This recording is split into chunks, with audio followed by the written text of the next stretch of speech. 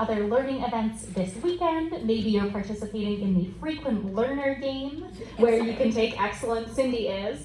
So you can grab a frequent learner card and get your gold check mark, and everyone who attends 4 or more sessions will get to attend a special reception. So be sure to include your name and your email address when you turn back in your frequent learner card.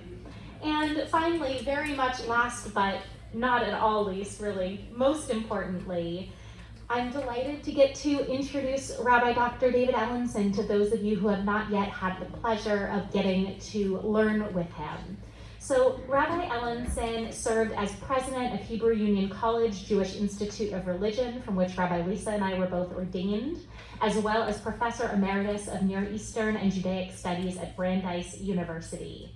Among his many leadership accomplishments at Hebrew Union College, he equalized the number of men and women on the faculty, brought Debbie Friedman of blessed memory onto the cantorial faculty, enhanced pastoral care studies, and established numerous professional leadership, social responsibility, and community service opportunities for students. He also strengthened the HUC Jerusalem campus's programs and outreach to the larger Israeli community, and his tenure saw the exponential growth of the Israel Rabbinical Program, which prepares leaders for Israel's progressive movements, synagogues, and communities. Rabbi Ellenson is internationally known for his publications and research in the areas of Jewish religious thought, ethics, and modern Jewish history, and of particular interest to us this weekend, emerging trends in American Jewish life. Rabbi Ellenson is an outspoken advocate for religious tolerance and pluralism, both in Israel and within the American Jewish community. He's widely respected for his scholarship, integrity, and respectful discourse, and his collaborative leadership has reflected his commitment to advancing Jewish unity. So Rabbi Ellenson, we are so delighted that you are here to teach us, and I know we're all looking forward to learning from you. We will hand the podium over to you, and at the end we will have some chance for some Q&A so that we can have additional opportunities to hear your questions and learn from Rabbi Ellenson in that format as well. So I'll invite you to join me in giving Rabbi Ellenson a big round of applause.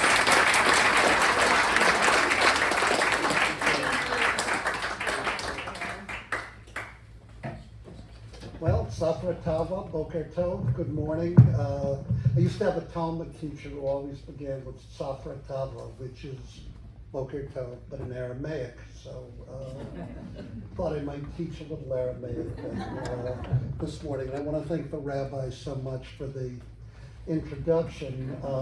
She informed me, among other things today, though I think I had known it, that she was a Talmud teacher of my daughter. Teaching assistant only. Teaching assistant, well, but a tutor of my daughter in her Talmud studies at Hebrew Union College. We talk about non-denominationalism. I'll begin by saying I grew up in an Orthodox home. I belonged for many years to a conservative synagogue. I was a member of the Reconstructionist Rabbinical Association, and I'm a graduate of the Hebrew Union College and became the president. So I think, as I may have said the other night, it either shows, and I was a member of the New York Chavurah with Jewish Renewal. 2 of our children have gone to Hebrew Union College for rabbinical school, and we have another son who's at Hebrew College, which is non-denominational, studying rabbinics. So again, as I think I said the other night, either I myself am the embodiment of, how should I put it, broad cross-cultural trends in the Jewish community, and therefore very tolerant of all of them, promoting Jewish unity, or it could be that I have no firm principles at all. Therefore, it makes the permeability across lines relatively easy. Rabbi Laurie had asked me today if I would also talk a great deal about the future. I actually like talking about the future in many ways because I can't be empirically disconfirmed. That is to say, of course, I can't be confirmed either. But what I will try to do this morning is to talk about trends in the North American Jewish community in particular and then attempt to indicate what I think some of the directions are, and perhaps some of the steps that all of us can take if we are concerned with issues of Jewish continuity, and I think even more importantly, issues of Jewish meaning as we go forth in the world. Because I think the very way in which we talk about continuity, which of course was the major leitmotif, I think, of the Jewish community, certainly in the 1990s, 2000s, etc. I think that by focusing so much on continuity qua continuity and not the question of Jewish meaning, we perhaps haven't always done our community the optimal service in terms of ensuring the fact that persons will look to Judaism in the future as a way in which they will come to find meaning and direction in life.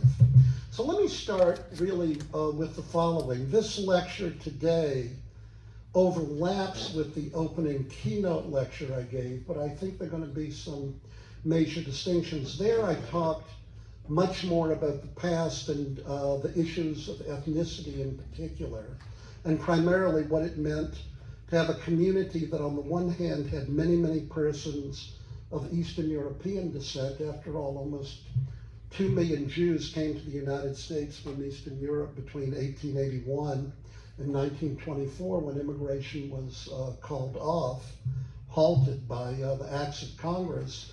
And you had about 225,000 Jews who spoke German who came to the United States between 1815 and 1881. And in fact, the development of reform and conservative movements in the United States to a great degree mirrored the divisions that took place ethnically between Eastern European and German Jews at the turn of the 20th century. Furthermore, throughout most of the 20th century, there really is no question that the conservative movement numerically by far was the dominant movement in the United States.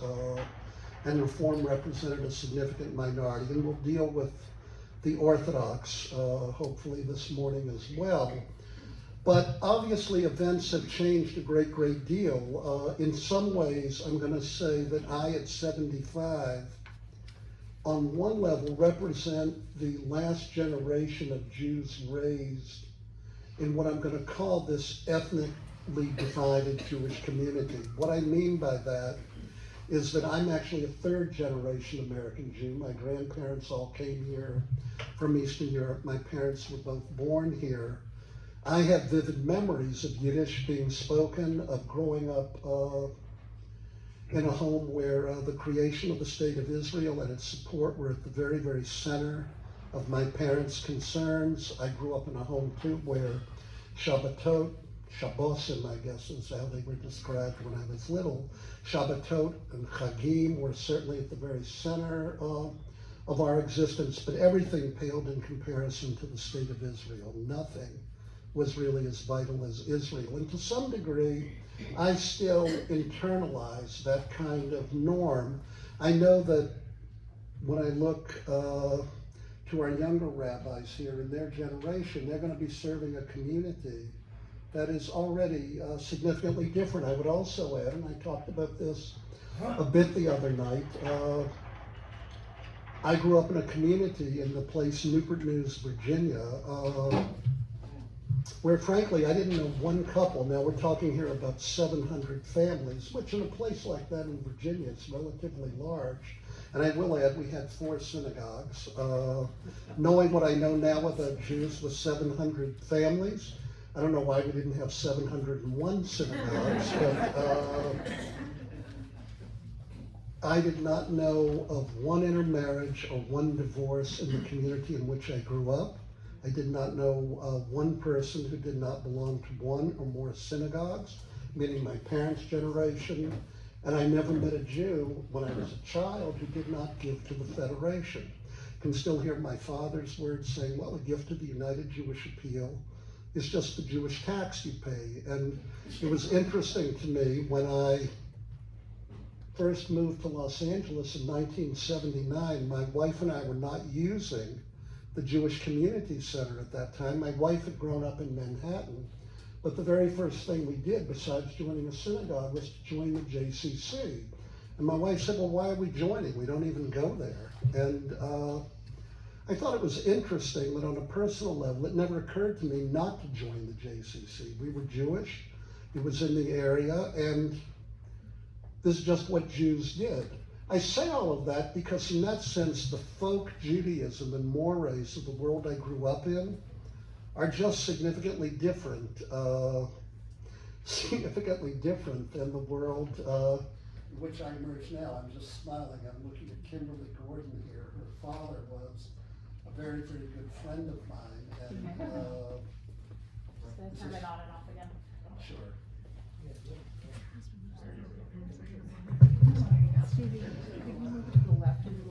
And we actually double dated to the senior prom at Newport News High School. I won't go into all those details, maybe in the question and answer period, but I'm thinking about what the reality of life was in Newport News and thinking about her father, Richard, and we won't tell all the stories today.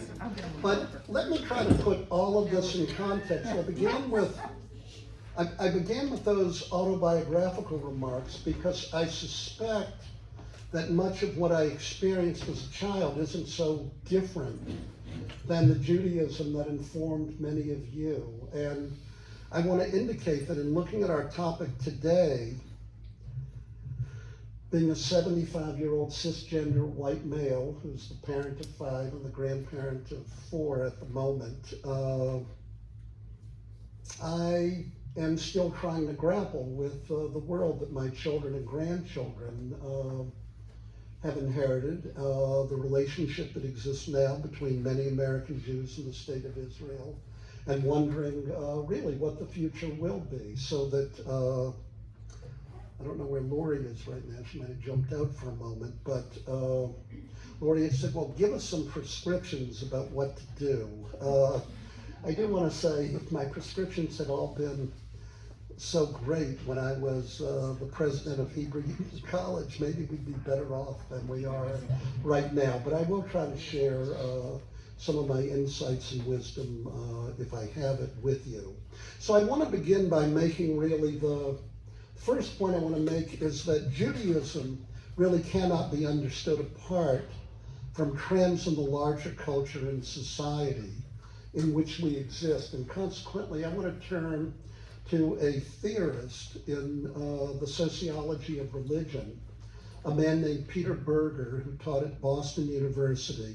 Berger was arguably, along with Robert Bellah and a few other people, the leading sociologist of religion in the world. Berger himself was a Lutheran, not a Jew.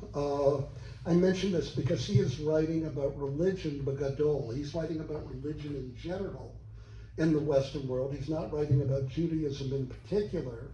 But what he has to say about directions of religion, I think, will tell us a lot about the nature of the Jewish community. And I think we need to understand that in light of trends that mark our community today, if we're going to understand how we can best prepare for the world of which we'll be a part.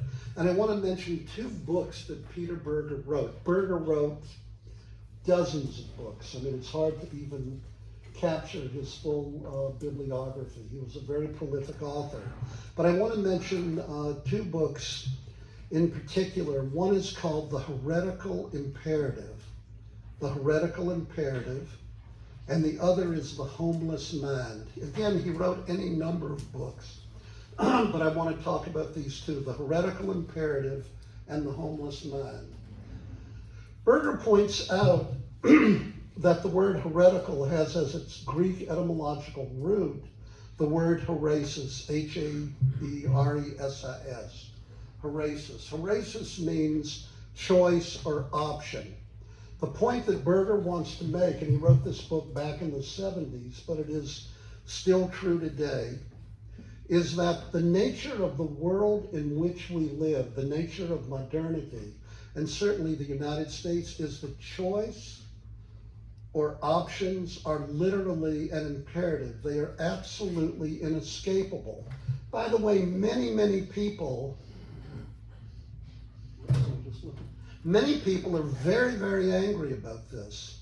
You can just look at our political parties and you can understand how it is that people respond. Let's see, can a rabbi PhD open a bottle? It turns out I can.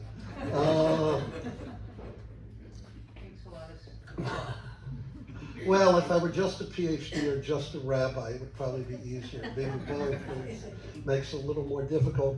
The choices or options increase, Berger says, at a dizzying pace, and they make many people feel very uncomfortable. But Berger says that as sure as the sun rises in the morning, or at least most of them, they're just inevitable. I mean, I could think of a couple of differences in the home I grew up in. It was an Orthodox home. If you would ask my father when I was little, could David become a Reform rabbi, which I have become, he would have said, well, I wouldn't like it if he became a Reform rabbi. I won't go through again all the discussions in our home. But is it possible in the 1950s and 60s, he knew there was a Reform movement? There were men who became Reform rabbis. He could have imagined that. But back in the 1960s, he would not have anticipated, and I would indicate not only is my daughter going to become a rabbi, but my wife is a rabbi. He would never have imagined I would grow up to become a rebbitzin. That was not a possibility for my father in the 50s and 60s. It wouldn't have been anything he would have even thought about. Or when I was a young boy, if you were gay, there was only one place for you to live, and that was quite frankly in the closet. I mean, there was no way to express gay identity in a public kind of setting. Today, there's not one liberal rabbinical school that does not accept gay students. My daughter, who is a rabbinical student, has a lovely wife, parents of 2 children. The key point I'm attempting to make, and you can think of countless other examples, is that our community and our world is such that we have countless options and choices before us. They are inevitable. And if you look at what this means for the Jewish community, it's had a tremendous impact, particularly because the Jewish community is actually unusually mobile. So, for example, how many of you grew up in the Bay Area? Wow, it's a lot here. How many people moved here from elsewhere? Well, you can see over a majority. Think about the nature of the Jewish community in the world in which we live. Communities like Miami, Phoenix, Arizona in 1970 had 30,000 Jews. Today it has 250 to 300,000. Dallas, Atlanta. Jews are incredibly mobile, and this is what Berger means by the heretical imperative.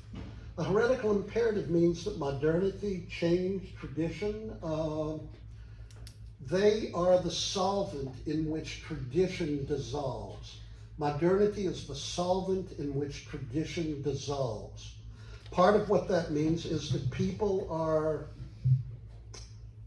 free to make choices about the directions they'll move in life completely apart from, let's say, familial and other kinds of ties. When I was a little boy growing up in Newport News, my family for a time lived on a street called Oak Avenue. I couldn't make this up, and I'm using my family as representative of what these changes mean. My father had 5 brothers and sisters. They all lived on the same street. We all, except for one, belonged to the same synagogue. I ate lunch every day. I went from my elementary school to my aunt's house. If I ever had an argument with my father, which happened on 1 or 2 occasions, again, none of you ever had any conflicts with your parents or with your children, so you'll have to imagine this. I could go across the street and I would see my Aunt Bessie, his older sister. I would complain about my father, and my aunt would just say, "Oh, what are you getting upset with your father for? He's always been this way. Here, have a little kugel, root beer, etc." And see, I imbibed all that. If I still lived in Newport News, I can tell you what synagogue I belong to, I can tell you who my friends would be. I could predict all sorts of things. My sister lives in Issaquah, also has a home here in Palo Alto. I live here. My brother, after living in Israel for a number of years, did come back to Virginia. All my nieces and my children, namely all my parents' grandchildren, none of them live in Virginia. I have one cousin who did end up in Tennessee, another in North Carolina. We have Southern Jewish roots. But the key point I want to make is, if you in fact were living in a community where your parents were, it comes Erev Yom Kippur or Pesach or whatever the holiday would be, regardless of whatever your own inclinations or beliefs might be, you'd be likely to end up going to shul on that day or going to their home to observe the holiday, simply because of, I like this word, the propinquity, the nearness of you to your families, namely in traditional societies that support religious traditionalism and cultural traditionalism. There represents an intensity of closeness, and that's something that's been lost in the modern world, and we need to keep in mind that the Jewish community has changed quite radically because these old neighborhoods that help to support and sustain Jewish, and I would say ethnic kinds of commitments, all of that has really been altered in the modern world. And the key point that Berger's making is that this is a sign of the time, sort of the world in which we live. There's nothing unique about the Jews necessarily in this regard. In fact, there was even a study done by a man named Gerhard Linsky of the Detroit community in the 1960s and 70s, and the intensity of Jews living together in proximity to one another in Detroit was greater, a more dense percentage than among the African American population in the 1950s and 60s. In other words, Jews really chose to self-segregate during those periods. All of that has really changed with the advent of the modern world, and here I go to the Pew study. The Pew study of 2012, then followed up a couple of years later, indicated a few things about the nature of the United States. They entitled their study, which is of all religions, is that America is a nation of changers, a nation of changers. 76% of Americans do not belong to the denomination into which they were born. They have switched religious denominations. Now, in some cases, it means they were Baptist and they became Methodist, etc. But namely, elements of continuity or elements of change really mark the nature of who we are as individuals. In addition, there is a degree of interracial and interethnic marriage that was never true earlier. Prior to 1960, the Jewish rate of exogamy in the United States, I think I talked about this the other night, was far less than 10%. In other words, from a sociologist's point of view, if you have people in your family who were intermarried prior to 1960, that is a sociological oddity. That was just not the rule.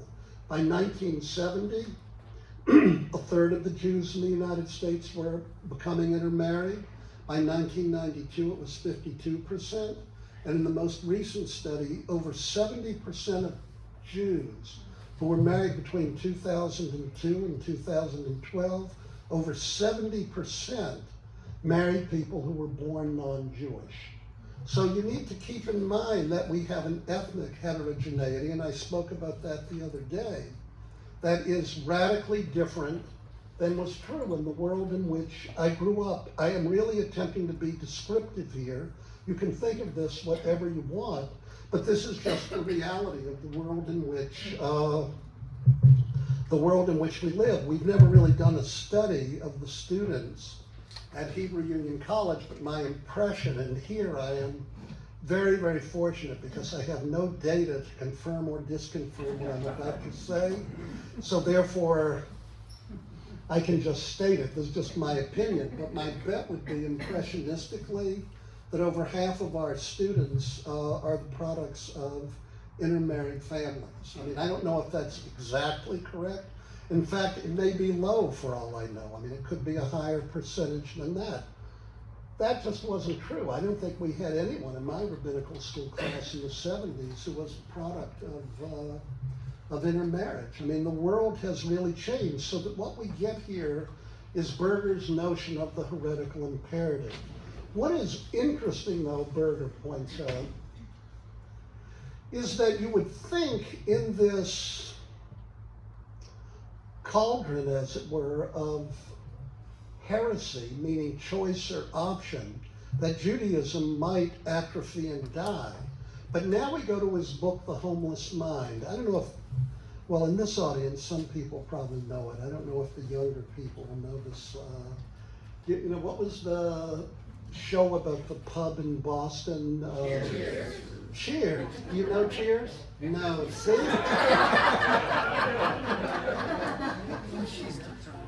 So, see, this is interesting.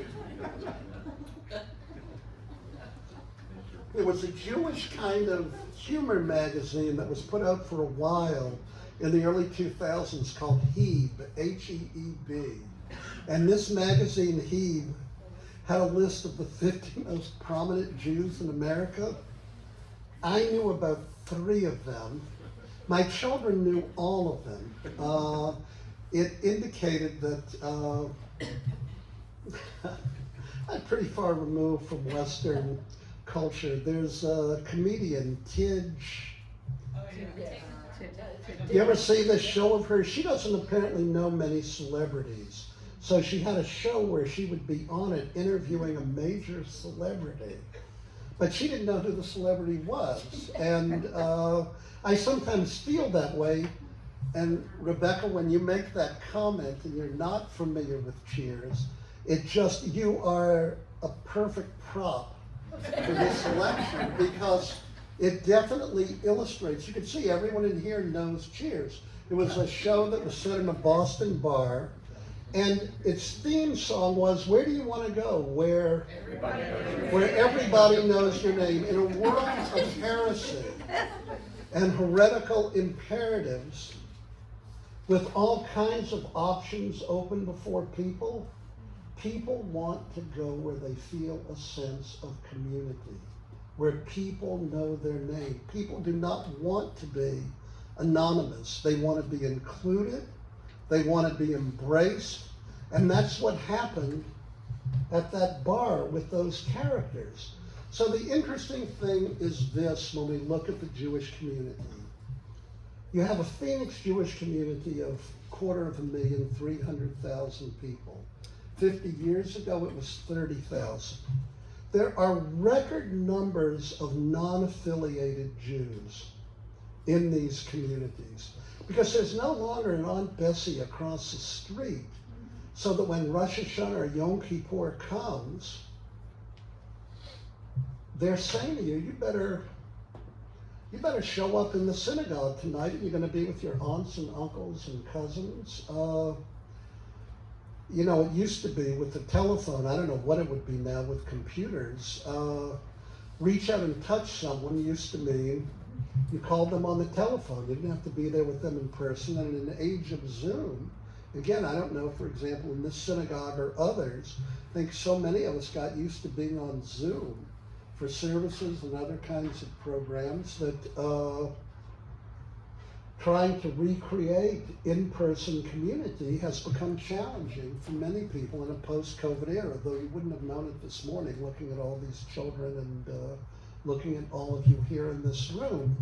But the key point is there are record numbers of non-affiliated Jews in the world in which we live, and the numbers of affiliated with denominations has changed radically. In 1990, 42% of American Jews identified as conservative, 40% identified as Reform. That's different than whether they actually joined congregations, but this is how they self-identified. In 2012, in the Pew survey, 35% identify as Reform, 18% identify as conservative, and you have about 10% Orthodox, though that's grown, but the largest growing number of Jews in the United States in terms of affiliation are nones. That is to say, people who claim no denominational affiliation, and people move across lines as well very, very easily. How many of you belong to Reform congregations here? How many of you grew up in those congregations? So maybe about half of you grew up in Reform. How many belong to Conservative? And how many grew up in Conservative? How many people changed the denomination to which they belonged as a child? Also renewal. They asked for Okay, renewal. so you can see almost half the people Could in you this ask room. about renewal? Yeah, well, we can get to renewal as well. I was just thinking about the movements. Renewal isn't counted in that way, and renewal kind of crosses denominational lines, but many of the nuns are people who are renewal Jews. There's no question about that. So that you begin to get these significant kinds of changes within American Judaism. But what does happen is that people leave New York, Boston, wherever it is that they're from, Newport News, Virginia, and while it is true that many people will go to a Phoenix, Arizona and not join anything or contribute to any Jewish cause, the first place other people go is to a synagogue, a JCC, a renewal community. Namely, part of what people seek, and this is kind of the irony of American Jewish life now, is that while affiliation with formal institutions of the community has declined, the intensity that people bring with them, and even the degree to which they'll observe religiously and in other ways, has actually increased. There's a much greater degree of Jewish knowledge today than there was in my parents' generation. My parents were clearly ethnically Jewish. To ask people like my father and mother, do you choose to be Jewish, would be like asking them, do you choose to breathe? My mother happened to go to Hebrew College in Boston. My father, who was an Orthodox Jew, and on one level I would say educated, that is to say he knew how to daven, etc. But my father didn't really have any real sophisticated knowledge in any way of Jewish history, text, etc. He was a folk Jew, if I could use the German. He was the embodiment of what in Germany they called Milieu Frömmigkeit. I mean, people were fromm, they were observant, but that's just because everybody in their area was. But my father wasn't sophisticated in terms of his knowledge. We have more people studying Talmud in the United States today than at any other time. We have more people engaged in serious adult education, Melton and other programs of this type. All of these things exist in ways that they did not exist prior to this point. The question comes to be, in a world like this, what is important to note is that people still want to identify, and people still want a sense of belonging. The question for the Jewish community in a non-denominational era, when formal affiliation, particularly with synagogues, has decreased, and where affiliation with movements has decreased, we need to be aware, though, that renewal and other groups have become highly significant on the American Jewish scene. We have all kinds of programs in terms of, you want to go hiking in a Jewish kind of context. There are wild life and exercise kinds of programs that take place in these kinds of ways, namely the opportunities, the portals of entry, I might say, for how one could become Jewish are multiplied exponentially in the world in which we live compared to the world in which we lived previously. In addition, many synagogues that are very successful operate on what I call a multiplex kind of idea, in the same way that you build a large theater or a large building with 12 different theaters within it. Many very successful synagogues, and by the way, this is why wealthy synagogues sometimes do quite well, because it isn't that they bring hundreds of people together, let's say on a Shabbat, but they have a dozen programs that are going on that bring people for various reasons, from toddler classes to adult education to yoga, into the walls of the synagogue or the JCC during those weeks. In addition, institutions like the JCC, after all, they brought me here this week, so I guess I better prop them up. But the reality is JCCs probably have more Jews and non-Jews that come into its doors than almost any other institution in the Jewish community. And many JCCs are beginning to think, how is it that we have programs that in fact can attract people and expose them to Jewish values and bring them into the community? All of these are the areas in which our community moves. Furthermore, Jewish camping still remains extremely, extremely strong. The Reform, Conservative, Orthodox movements, etc., all of them are really doing very well. By the way, and I said this again the other night, if you are interested in having your grandchildren identify Jewishly, part of what you should do is send your grandchildren or great-grandchildren to Jewish camps. The single greatest predictor of Jewish identity, affiliation, commitment for children in terms of adult life is, have they gone to a Jewish summer camp? There doesn't seem to be anything quite comparable to it.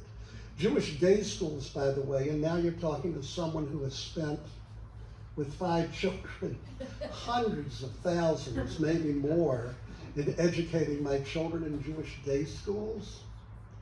Kids who go to Jewish day schools grow up and know far more Jewishly than children who are not educated in day schools. Their affiliation rate as adults is not necessarily greater than people who have relatively little Jewish education. They know more, but they don't always affiliate more. I'm not happy about those statistics. We invested in it because we wanted our children to know Hebrew and Yiddishkeit, and I won't get into my whole thing. My family, we've done okay. I'm not complaining about it. But with that said, it hasn't all turned out exactly the way our community might have hoped. By the way, ironically, in some studies, I'm looking now at Rabbi. I'm actually sorry about this.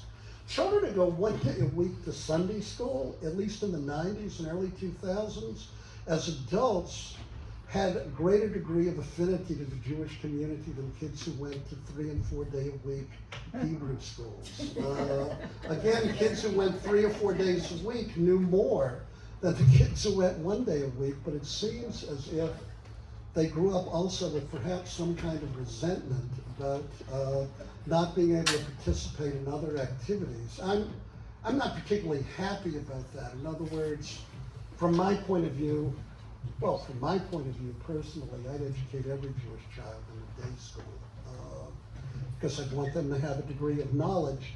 But I do want to indicate that the data on camps is kind of, there's nothing really quite like a camp. Send your child, your grandchild to Camp Ramah, Swig, Galanga, Young Judea, I don't know, pick your camp, whichever one you like. But if it is a concern to you, I would really advocate that quite strongly. For institutions like synagogues, etc., question will be, will it come to adapt? And then will we also be a community that will recognize that we need to be inclusive?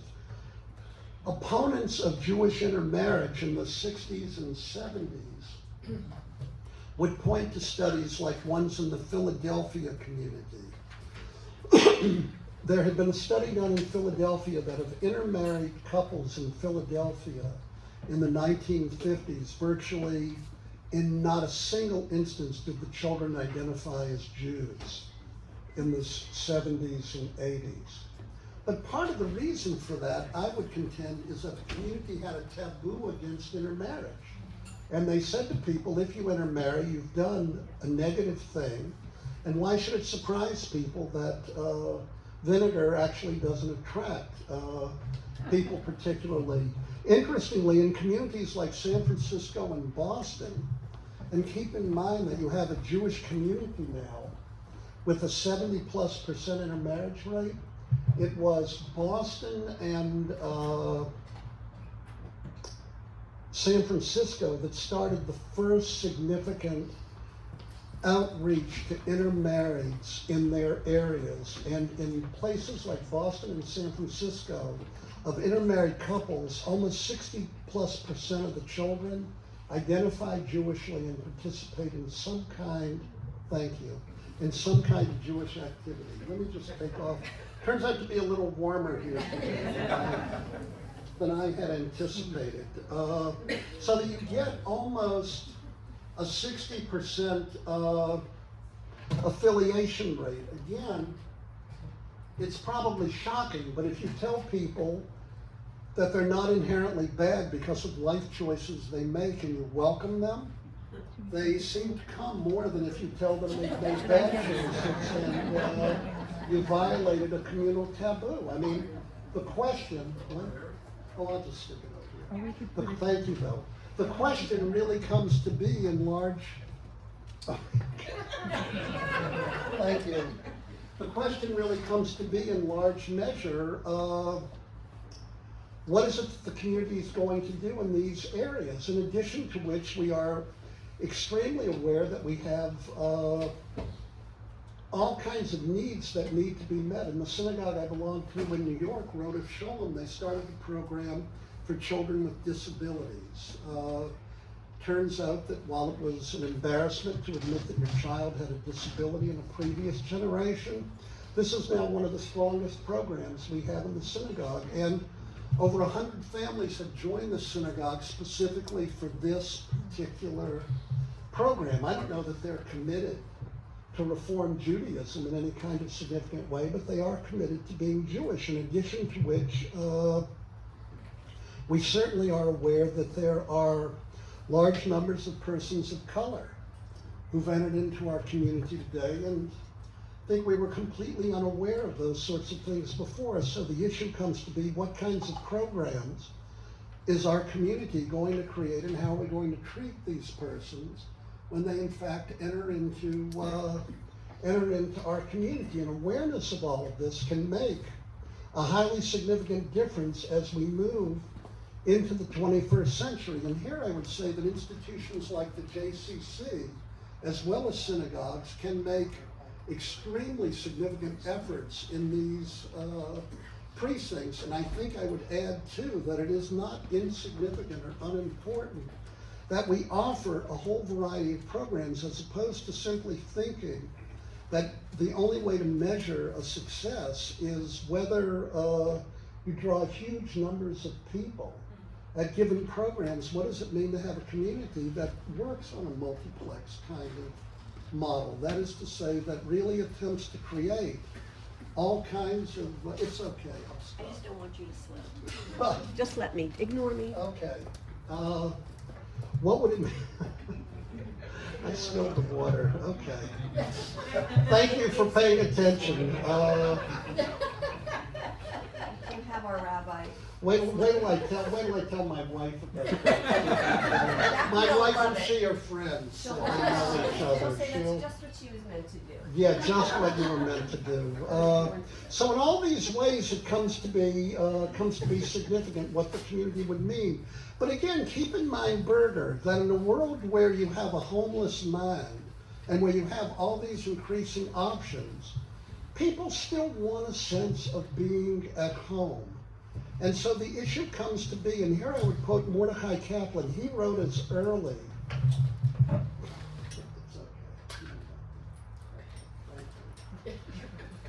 Mordecai Kaplan wrote as early as 1934 that in an open society, intermarriage would be impossible to avoid. Kaplan really had foresight beyond almost any other thinker in our community. And he said the real challenge isn't whether Jews are one day going to intermarry or whether we're going to have a diverse community, but will Judaism provide a sense of meaning for people? Will Judaism provide a sense of meaning for people that will cause them, when there are intermarriages, which are inevitable in the sociological context, are they going to choose to turn to Judaism to be meaningful in their life? When I used to convert people to Judaism, or in the few cases where I served as a rabbi who did that, again, most of my life has been spent in the academy, so that I don't know, if I've done 100 weddings in a 50-year career, or 50 funerals, or 50 conversions, it's a lot. I said the other night, Rebecca, when I was talking, that part of how we pick professors at the Hebrew Union College is we pick people with virtually no pulpit experience. So that way reality doesn't need to interfere with how we tell you to do your jobs. But so based on my vast experience, I used to say to individuals, you know, people would say, how long does it take to study to be converted? As if it were the same thing as getting a driver's license. In other words, you take out a manual, you learn it, you pass the test, and then you become a driver. I used to say, I think it will take as long as you need for you to be able to say that the values and language that I want to use in my life to approach questions of community and ultimate meaning is essentially a Jewish language. That can take 2 months, 3 months, 2 years. I don't know. You'll have to tell me when you think you're ready to step into the mikveh and engage in a conversion process. Or another way of putting it is, Judaism in some sense is a verb. That is to say, it's always you're in a process of becoming, which is true of life as well. And then the issue becomes, how is it you want to approach that tradition? Would you like, and here I think the nouns that we use to describe the denominations are not insignificant. Do you basically say, well, what I want to do is literally reformulate the tradition. I want to reform it. I want to take elements of it from the past, but I'm really open to changing it in significant ways. Do I want to engage in a renewal of the tradition? Namely, I want to take classical ideas from the tradition, but I want to understand them in a radically different way through Chavarot, through mystical teachings, through other elements of this regard, or is my inclination, given who I am as a person, to conserve the tradition? In other words, I actually think that the name conservative Judaism wasn't really a good name.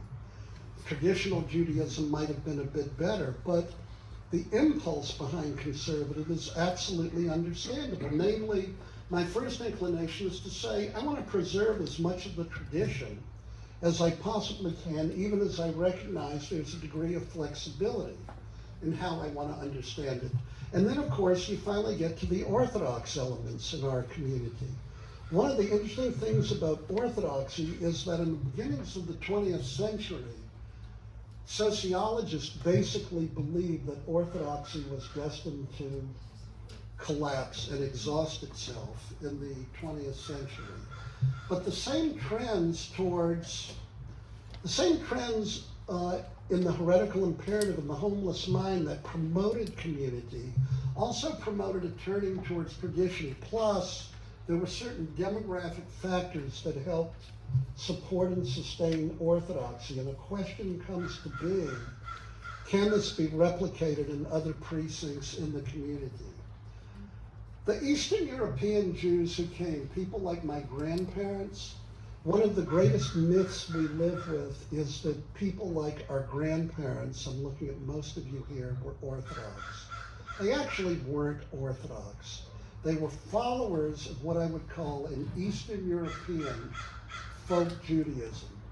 They liked Zionism. They wanted their prayer services to be principally in Hebrew.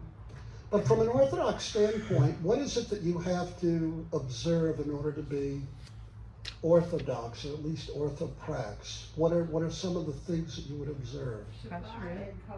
Shabbat and Kashrut, and you left out something else. What else would you observe? What? Halakha.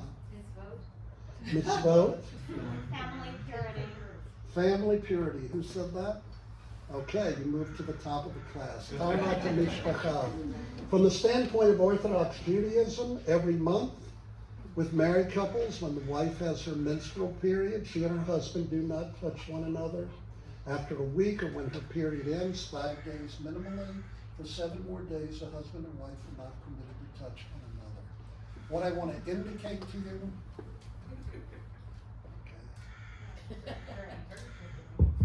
okay, what I want to indicate to you is that there was once a study done of the Lower East Side at a point when over 1 million Jews lived on the Lower East Side. there were less than 200 mikvaot on the Lower East Side with 1 million Jews. So let's say, give or take, 250 to 400,000 couples. According to Halakha, each month at the end of the woman's menstrual period, and then to count a week, the woman has to go to the mikvah, has to ritually immerse herself, and then she and her husband can engage in sexual relations. They can touch one another at that point. Sociologist Charles Liebman once did a calculation that if people had been going 7 days a week, 24 hours a day, 200 mikvaot couldn't have even handled 15% of these people. The key point I want to make is they weren't Orthodox, they were traditional. By the way, it's why they also, when their children joined conservative congregations, where men and women sat together. It isn't that they weren't Jewishly traditional, and not that they weren't different than the Reform Jews who were belonging to German temples at that point.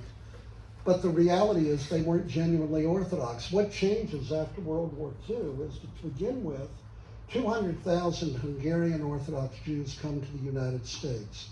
And if the question for these people were, you're going to starve or you're going to have to work on Shabbat, these people would choose to starve. They would not. These people were genuinely Orthodox. So part of what happened to the Orthodox world is you suddenly had a huge influx of persons that was not true before. In addition to which, there was a rabbi named Aharon Cutler who went way out in the boonies to Lakewood, New Jersey. And he started a yeshiva there. And this yeshiva was dedicated to one thing, Jewish education, or producing rabbis who would go out. And from 1941 on, there was a whole series of Torah Masorah day schools that were created everywhere in the United States, including, by the way, Kimberly, one in Newport News, Virginia, when people like my brother Jimmy or your cousin Mark were little boys. So my brother actually went to one of these day schools when he was a child in Newport News. It meant that you began to have educated a significant number of Jewish youngsters in this country who were really, they became habituated to Orthodox Judaism. And all of this led to the growth of Orthodoxy in the 70s, 80s, and 90s, when ethnicity and multiculturalism, as it were, came to be kosher in American Jewish life in a way that it wasn't in prior years. And part of the result has been that the Orthodox community has become strong. You no longer have, as you did when I was a child, the phenomenon of what sociologists call, by and large, the non-observant Orthodox. People who belonged to Orthodox synagogues, but even when they would come to an Orthodox synagogue on, let's say, a Shabbat morning, would park their car 3 blocks away from the shul. I'm sure a number of you grew up in such families. Today, if a person belongs to an Orthodox synagogue, they probably, for the most part, are Shomrei Halakha. They probably are observers of Halakha. They send their children to Orthodox Jewish day schools, and these children will have 12 and 13 years of education. In a community like New York, I don't know what the statistics are in San Francisco, 64% of all children receiving a Jewish education between 5 and 18 are in Orthodox institutions, and most of them are in day schools. So the Orthodox remain a minority of the community, but the commitment to sectarian Orthodoxy is probably stronger than it has ever been in the United States. It will be interesting to see as we move to the future if this sector will continue to grow, or whether these people too will acculturate in such a way as to have their commitments to this level of observance attenuated as we move into the 21st century. So all of these are factors. Now let me just deal with one last one, and then we'll have time for questions. And this is really the hardest one for me. I mean, I mentioned yesterday at the shul in the talk I gave on Zionism. Israel is at the very center of my soul. Whatever it is I do in terms of my studies and my commitments to Judaism as a religion, for me, the center of my Jewishness is Zionism. I mean, I really am a Zionist. I lived in Israel for 3 years. My commitment to it is virtually infinite. Elements of events that are occurring, and I don't want to get into a political discussion today, frankly, just break my heart. I don't have any other way to describe it. But here's the point I want to make.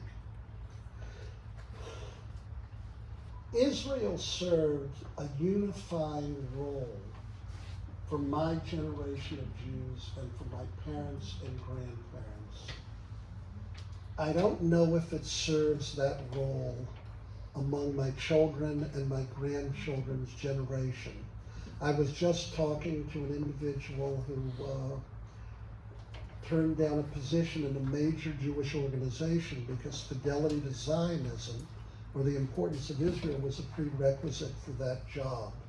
And this person felt, as a rabbi, they couldn't make that kind of commitment. I know that there are even synagogues where some rabbis take anti-Zionist kinds of stances, so critical are they of the state of Israel. My only point is, our community was once able to really depend upon Israel to bring people into the Jewish fold here in the United States.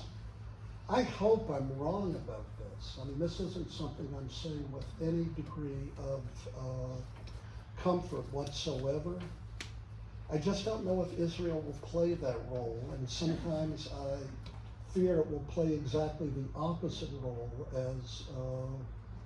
as we move into the 21st century, particularly when I see that there are progressive and left-wing organizations in the general community that if you identify, and that attract our youngsters overwhelmingly, and yet nevertheless, if you contend that you're a Zionist, you're almost not allowed to participate then in such organizations, marches, etc.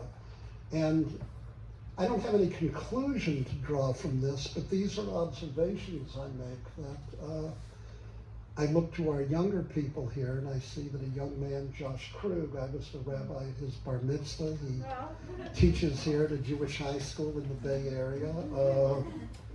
I'm going to leave it to Josh, Lori, and Rebecca to figure out how to deal with this as we move on in the 21st century. My last line today, I may say something after the question period, but the other thing I'd say is that it is not unusual in Jewish history for people to feel, as it were, we are Hador Ha'acharon, we're the last generation, that the challenges that we confront are such that they're just overwhelming. But the reality is that there are no trends in the world that are inexorable. They're only inexorable after they happen.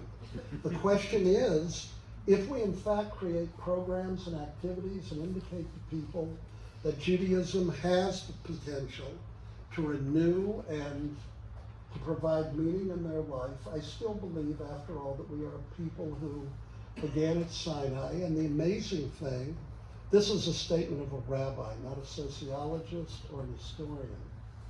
I look at the Hittites and the Jebusites and all of these other people, 7 native nations, indigenous nations to Palestine during the biblical period, and none of them exist, and we do.